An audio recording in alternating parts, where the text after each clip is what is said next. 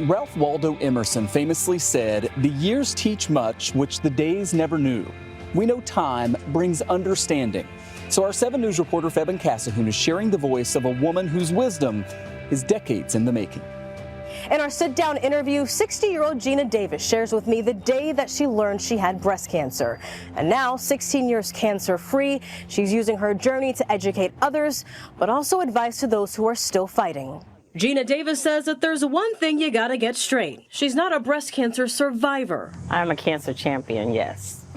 The Buffalo native and mother of 2 was diagnosed with breast cancer in 2009. At the time, she was 44 years old. I asked her when she knew something was wrong. I didn't. A 2011 study based on a national health interview survey of more than 17,000 women found that among breast cancer survivors diagnosed between 1980 and 2003, 43% reported finding the cancer themselves. And about the same number reported a mammography as their method of detection. For Davis, it was a regular doctor's appointment, and it was time for her yearly mammogram. I'm sitting there, and it was taking kind of a long time that I thought, and then they just wanted me to take another test and another test, and I said, okay.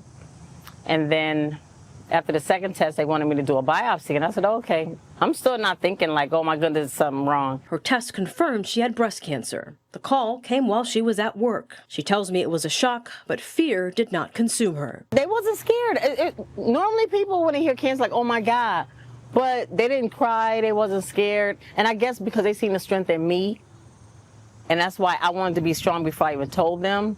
And then I told my dad, and he was really worried, and I was like, Dad, I'm gonna be all right. Davis says she had a lumpectomy, had a port inserted, went through chemotherapy and radiation. And during her treatments, she experienced side effects that affected her functioning. It hit me all of a sudden, and I didn't know what it was, and I ended up in the hospital for 3 days. My main concern was just understanding what I had to go through. Her road to recovery wasn't easy, but something she was focused on overcoming. I really didn't have no room for fear. I didn't. Any other advice you want to give to people who are fighting the fight right now? Yes, I want them to stay stress-free, watch a funny movie, laugh, just have laughter. Laughter is a great medicine.